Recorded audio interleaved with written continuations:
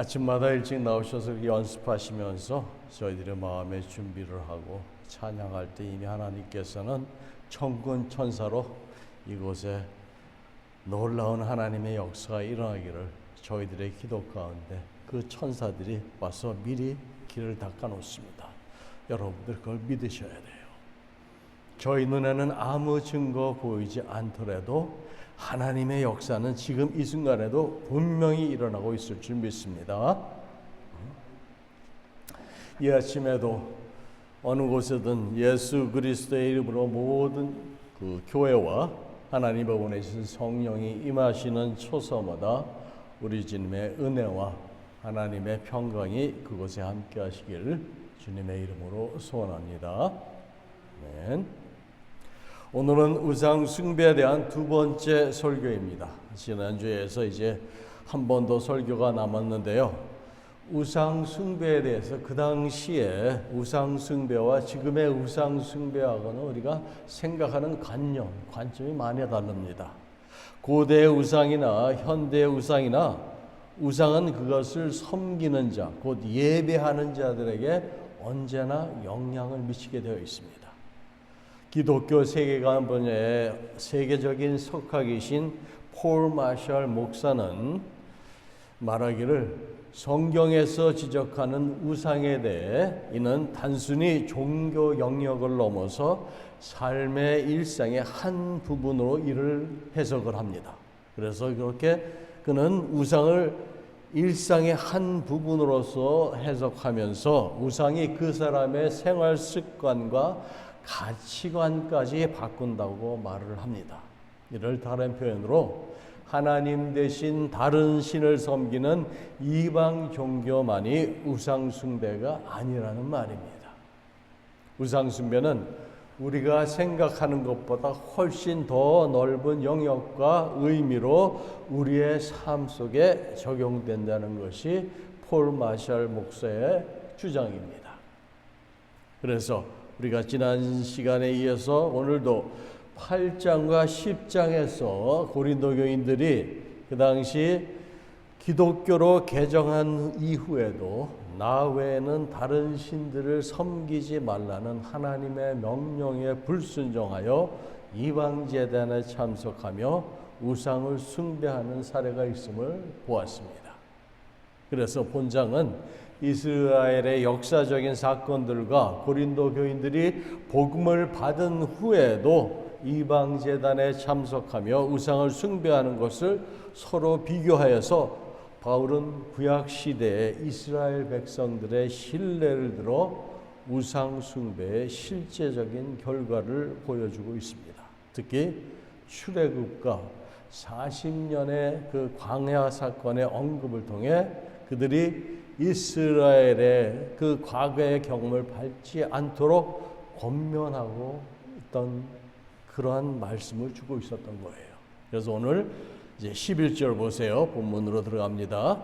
그들에게 일어난 이런 일은 본보기가 되고 또한 말세를 만난 우리를 깨우치기 위하여 기록되었느니라 말씀하십니다. 하나님께서 이스라엘 백성 다수를 기뻐하지 아니하시고 그들은 40년의 광야의 생활에서 약속의 땅 가나안 땅에 들어가지 못하고 멸망을 받았습니다. 이는 우리를 깨우치기 위하여, 즉 당시 고린도 교인들에게도 이것이 필수적인 것임을 사도 바울은 지금 강조하여 말하고 있습니다. 그래서 12절로 그런즉 선줄로 생각하는 자는 넘어질까 조심하라고 말씀하십니다. 고린도 교인들은 자신들의 신앙이 아무런 흠이 없다고 온전하다고 그들은 믿었습니다.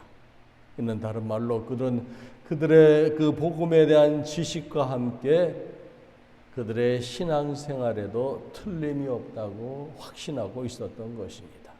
이와 마찬가지로 이스라엘 백성들은 자신들이 선택된 민족이며 만군의 주 여호와 하나님께서 자신들과 함께 하시기 때문에 주께서 그들을 지키시고 결코 이방의 침략을 받지 않을 것이라고 굳게 믿었고 그것을 바랐던 것입니다. 그러나 역사적인 그들의 현실은 너무나도 달랐습니다. 우리가 살고 있는 지금 이 시대도 고대 사회와 근본적으로 다르지 않습니다. 지역마다 문화마다 그 문화를 지배하는 우상들이 있습니다.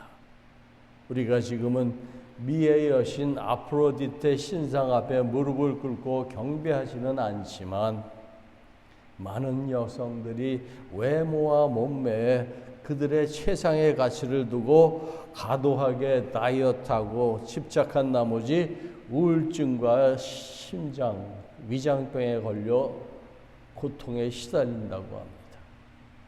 실제로 다산과 부의 여신은 아르테미스에게 향을 피우며 제사하지 않아도 부와 성공을 세상 최고의 가치로 받들면 부와 성공의 신이라는 것이 곧 명예, 부, 성공, 그것이 신의 위치를 차지함에 따라 우리 각자의 삶과 사회 전반에서 그것이 신적 위치를 차지하게 된다는 것입니다. 오래전 사도 바울은 그것을 탐심이라는 것의 부정적인 의미로 그것이 나쁜 정도가 아니라 그 탐심이 바로 우상 숭배라고 정확히 지적했습니다.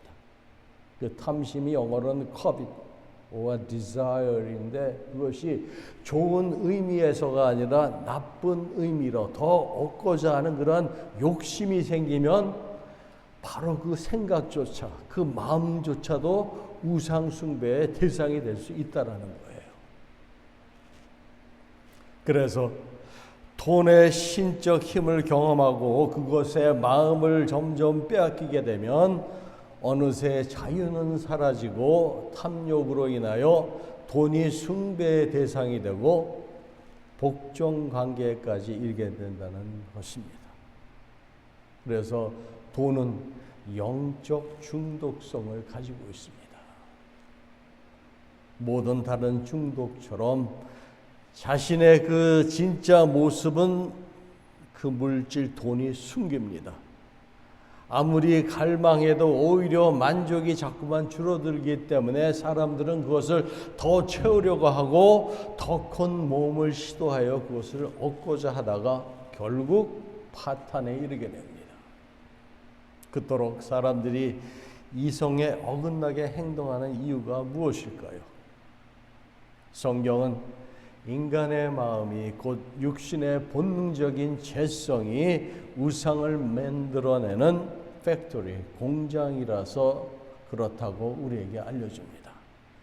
육신의 본능적인 죄성이 우상을 만들어내는 근원이라는 것이에요.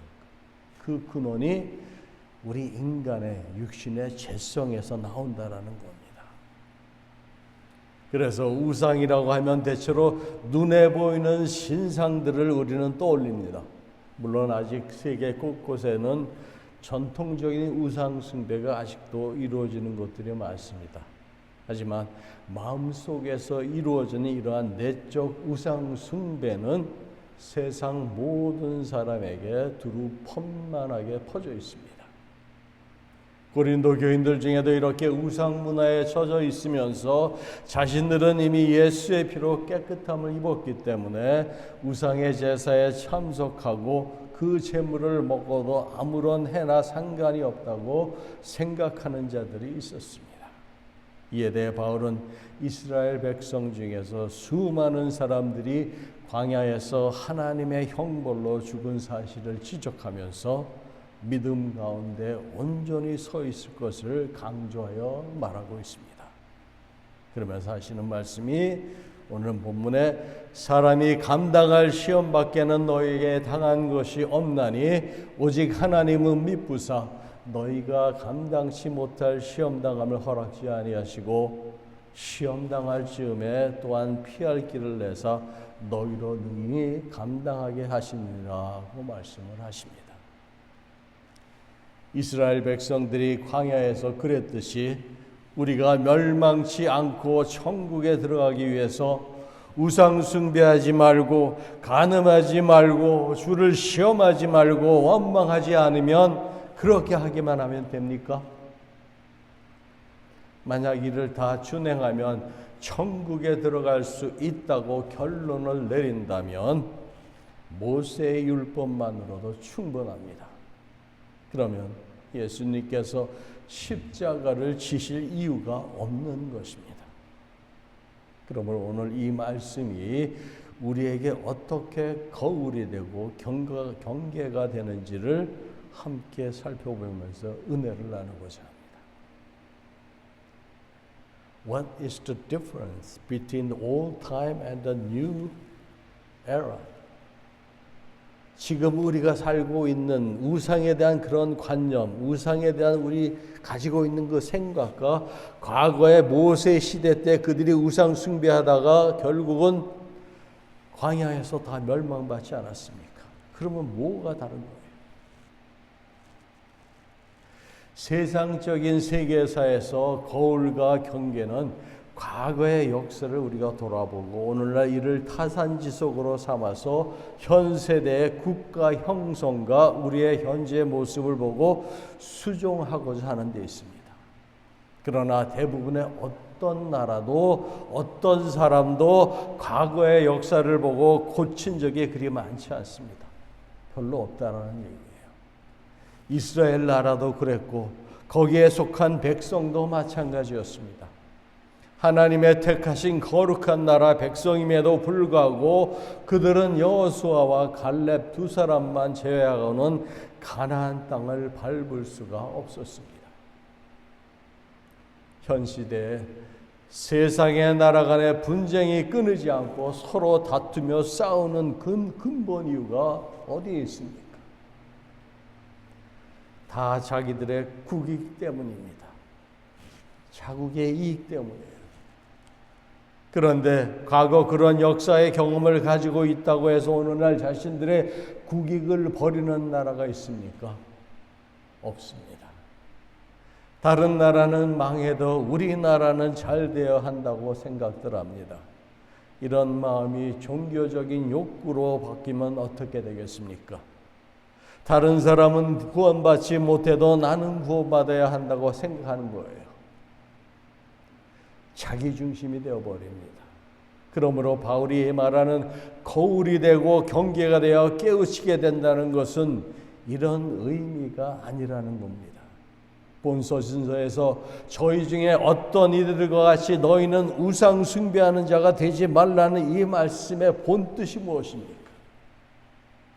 출애굽기 32장에 보면 모세가 시내산에서 40일 동안 하나님의 율법을 받고 있는 중에 이스라엘 백성들은 산 아래에서 금송아지를 만들어서 이것이 자기들을 구원한 하나님이라고 하였습니다. 그들이 금송아지를 만들 때 뭐라고 했습니까? 우리를 위하여 신을 만들라고 말했습니다. 그러면서 백성이 모세가 산에서 내려옴이 더디움을 보고 모여 아론에게 이르되 일어나 우리를 인도할 신을 우리를 위하여 만들라 하고 이 모세의 곧 우리를 애굽 땅에서 인도하여 낸 사람은 어찌 되었는지 알지 못함이니라고 성경은 기록하고 있습니다. 여기서 우리를 인도할 신을 우리를 위하여 만들라라는 겁니다.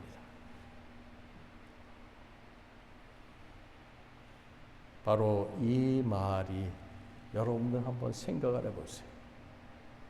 내가 하나님의 피조물로서 하나님의 주권대로 하나님의 주권, 하나님의 뜻대로 사는 것이 아니라 나를 위해서 하나님이라는 존재를 생각하는 거예요. 자기 우선이에요. 하나님 먼저가 아니라 자기 먼저라는 겁니다. 이스라엘 백성이 광야에서 제일 큰 죄를 지은 것이 바로 자기중심적인 하나님의 진정한 그 본체 그 뜻을 하나님의 존재하심을 그들이 눈으로 보고 경험했는데도 인정을 못하는 거예요. 모세가 40일 동안 산에 올라가서 계명을 받는 동안에 그 40일을 못 참고 어떤 일이 발생했습니까? 하나님을 배역하는 그런 지금 현재의 모습이 성경에 기록되어 있는 거 아닙니까? 그러면서 그들이 한 말이 뭐예요? 우리를 인도할 신을 우리를 위하여 만들려고 합니다.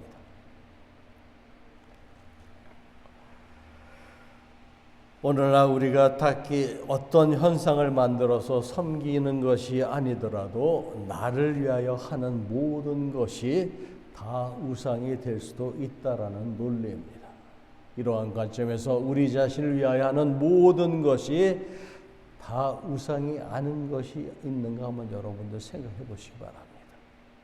자신도 모르게 그것이 우상화되어 버려서 그것이 없으면 살지를 못해요. 요즘 세대 젊은 사람들 아이폰 없으면 살지 못합니다. 바로 그거예요. 어느새 그 아이폰에 면역 중독이 돼갖고 그것이 어느새 그들의 우상이 돼버렸습니다. 우리가 종교를 왜 가집니까? 왜 예수를 믿습니까? 왜 우리가 하나님을 찾습니까? 다 나를 위해서가 아닙니까? 우리가 종교를 갖던 예수를 믿던 하나님을 찾던 그 모든 것이 다 나를 위해서 하는 것이라면 그것은 단지 우상 숭배나 다름없다라는 것입니다. 그것이 세상의 복이 되든지 구원이 되든지 사후의 천국이 되든지 상급이 되든지 간에 모두가 자기를 위한 우상인 거라는 거예요. 그러면 우상이 아닌 것이 무엇입니까? 예수님을 사랑하는 겁니다. 성경은 말합니다. 고린도전서 16장 22절 말씀으로 만일 누구든지 주를 사랑하지 아니하면 저주를 받을지어다. 우리 주여 오시옵소서라고 기록하고 있습니다. 바울은 주님을 사랑하는 것과 저주를 대비시켜서 주님께 대한 사랑이 필수적임을 이 구절에서 강조하고 있습니다.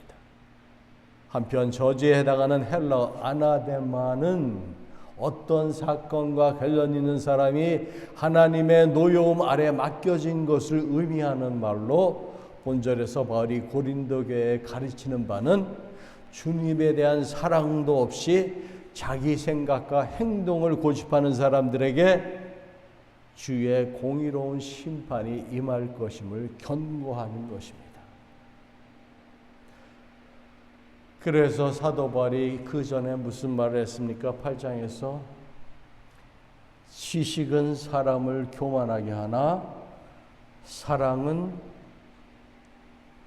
덕을 세운다고 하지 않았습니까?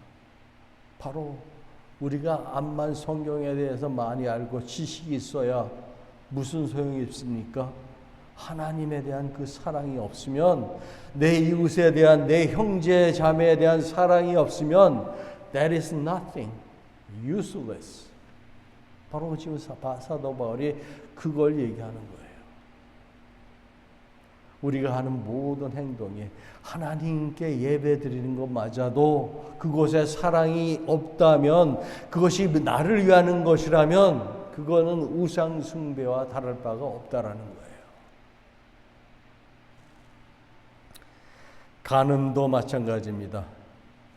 구약시대의 이방 여인의 미모에 끌려가 동거하다가 자녀를 출산하고 그들의 신들을 제사하는 축제에 같이 참석하고 동참하게 되었던 것입니다. 그래서 함께 먹고 함께 마시고 함께 뛰어놀고 그랬던 거예요. 이스라엘 백성들이 금송아지를 만들고 거기서 먹고 마시고 뛰는 것이 바로 음행입니다. 모든 우상 숭배는 거의 다 음행과 연결이 됩니다. 우상 숭배가 신을 자기들을 위하여 만든 것이라면 음행이란 자기 몸의 쾌락을 위하기에 우상 숭배와 음행은 결국 다 자기를 위한 것이라는 점에서 공통점을 가지고 있습니다. 그래서 우상 숭배를 영적 간음이라고 말하는 것입니다. 우리 그리스도인 성도란 우리의 몸이 우리만의 것이 아니라는 말씀입니다. 주님께서 보혈의 피로 값을 치르고 우리를 사셨습니다. 그러므로 우리의 몸은 이제 우리의 소유가 아니라 주님의 것이라는 거예요. 그런데 우리가 교회로 모였다고 하면서 자신을 위하여 자기 생각과 몸만 챙기고 있다면 그것이 바로 우상 숭배요 음행과 다를 바가 없다라는 겁니다. 우리가 살아도 주를 위하여 살고 죽어도 주를 위하여 죽는다는 그 말씀 앞에 누가 얼마나 자유로울 수 있겠습니까? 우상 숭배의 거울과 음행의 거울로 비추어 보면 그 안에 누가 나오겠습니까? 바로 내 자신의 얼굴이 곧 우리들의 그 안에서 춤추고 있는 모습이 보일 수도 있다라는 겁니다. 출애굽기를 보면 주를 시험하고 원망한 것은 이스라엘 백성들이 광야에서 늘 하던 행동이었습니다. 길이 험하고 좋지 않다고, 마실 물이 없다고, 만나만 매일 준다고, 고기가 없다고 그들은 늘 하나님과 모세를 원망하였습니다. 그 원망과 불평은 결국 전에 살던 애굽이 좋았다라는 것입니다. 애굽에서 먹던 고기, 마늘, 파, 부추, 수박 등 그런 것이 좋았다라는 거예요. 그래서 애굽으로 돌아가자고 하는 것입니다.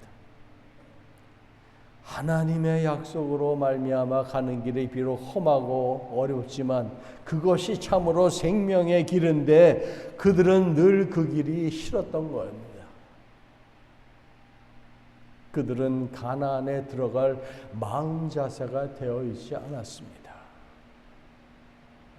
그래서 우상 숭배는 꼭 거짓 신상 앞에 절하는 행동만이 아니라 외적인 몸으로 하지 않더라도 내적인 마음으로 할 수 있다라는 겁니다. 마음속에서 하나님을 어떤 피조물로 어떤 생각이나 사상으로 대체하는 것이 곧 우상 숭배입니다. 결국 성경이 말하는 우상 숭배는 하나님만이 줄 수 있는 힘과 능력과 안정과 위로와 안전을 자신의 지혜와 능력이나 다른 피조물로부터 얻어내려는 그러한 태도를 말합니다. 하나님만이 주실 수 있는 것을 다른 데서 채우려고 한다면 바로 그것이 우상이라는 거예요. 그래서 무엇이든지 우상이 될 수 있습니다. 나이가 많던 나이가 어리던 그 우상의 존재는 우리 주위에 수없이 존재한다라는 거예요.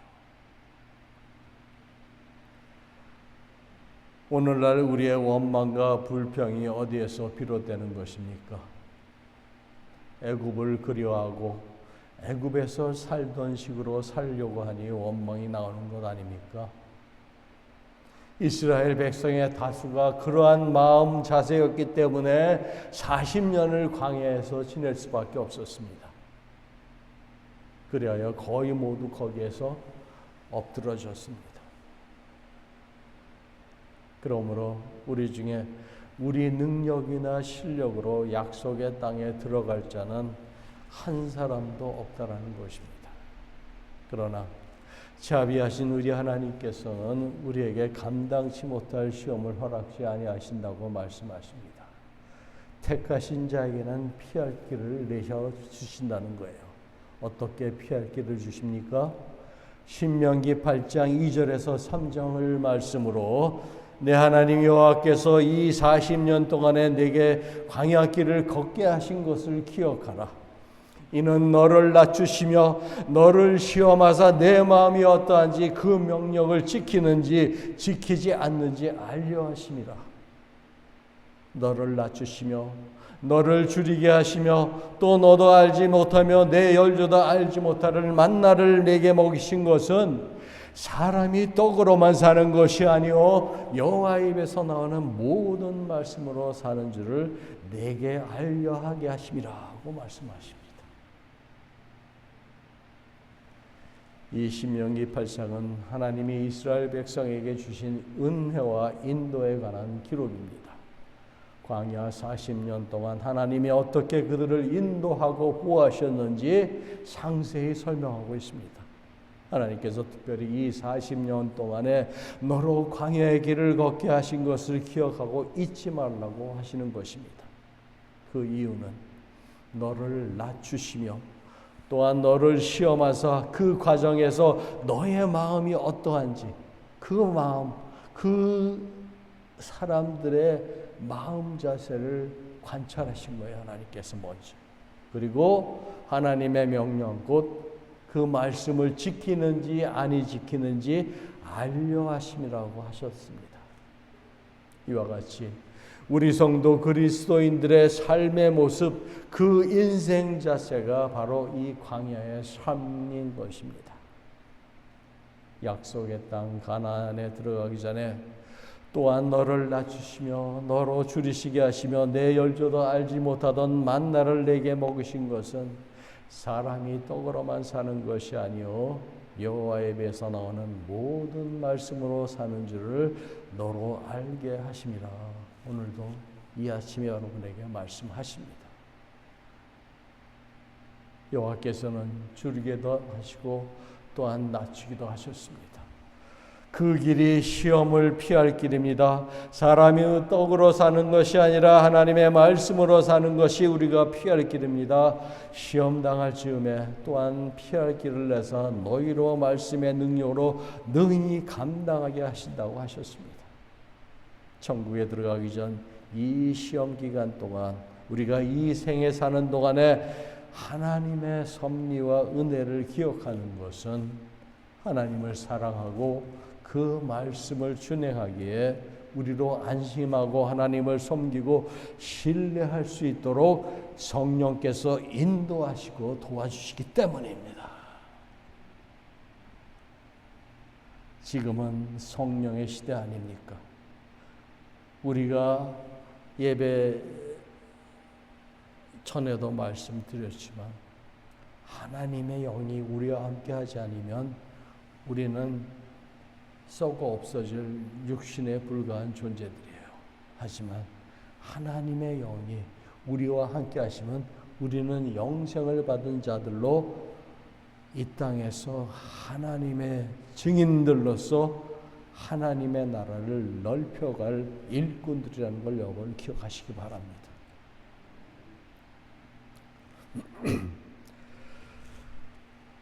그래서 하나님 오늘 말씀하시길 오직 하나님은 미쁘사 너희가 감정하지 못할 시험당함을 허락하지 아니하시고 시험당할 즈음에 또한 피할 길을 내사 너희로 능히 감당하게 하시니라 말씀하십니다. 여기서 시험은 종교적인 의미로 신약에서는 주로 유혹, 템테이션이나 시련, 트라이얼이라는 의미로 사용되었습니다. 유혹이라는 것이 뭡니까? 사단이 하나님의 백성들을 죄에 빠지도록 하는 것, 그것이 유혹입니다. 그리고 시련이라고 하는 것은 하나님께서 당신의 자녀들을 연단하시기 위하여 허락하시는 것을 의미합니다. 여호와 하나님께서는 우리로 줄이기도 하시고 또한 낮추기도 하십니다. 그 길이 구원의 길입니다. 사람이 떡으로만 사는 것이 아니라 하나님의 말씀으로 사는 것이 우리가 살아야 할 영생의 길입니다. 오직 예수 그리스도만으로 감사하고 그분만을 사랑하는 것이 영광의 길인 걸 여러분들 믿으시기 바랍니다. 사랑하는 성도 여러분, 우리 하나님은 신실하신 분이십니다. 이 말은 믿을 수 있는 분이라는 거예요. 고린도 교인들이 가지고 있었던 복음에 대한 지식이나 그들이 자처하는 경건의 생활로 모든 시험을 이길 수 있는 것이 아니었습니다. 이는 오직 하나님의 신실하심으로서만 그들의 신앙과 안전이 보장되었다는 것입니다. 그러니 너희가 감당하지 못할 시험을 허락시 아니하시고 그러한 유혹과 시련이 닥치더라도 이는 각 사람이 시험받는 것은 다른 말로 자기 욕심에 끌려 미혹됨이니 이 말씀과 같이 비록 하나님의 자녀들이 자신들의 욕심에 끌려 유혹을 받고 시련을 당하지만 하나님께서는 또한 그러한 시련을 통하여 그들을 연단하시고 훈계하시며 또 시험 당할 즈음에 피할 길을 내사 너희로 능히 감당하게 하신다고 말씀하십니다. 이 말씀은 하나님께서 시험을 허락하실 때 피할 길도 함께 예비하신다는 의미입니다. 하나님께서는 시험을 허락하시는 그 주관자가 되심을 전제해서 말씀하시는 거예요. 시험을 견뎌낼 수 있는 힘과 능력을 공급해 주시는 분도 하나님이시라는 겁니다. 성령 하나님께서 우리에게 은혜를 주셔서 인생의 광야길에서 이스라엘 백성들의 모습을 늘 거울로 삼게 하여 주시기를 원합니다. 그리하여 우리로 오직 예수 그리스도만으로 만족하며 감사하며 우리 주님을 더욱 사랑하는 제들이 그러한 우리들이 될 수 있도록 우리 주님께서 여러분들의 삶 가운데 함께 하시길 주님의 이름으로 축원합니다. 기도하시겠습니다. 성령 하나님, 광야와 같은 인생길에서 우리를 부르시고 택하여 주사 은혜를 허락하여 주심을 감사드립니다.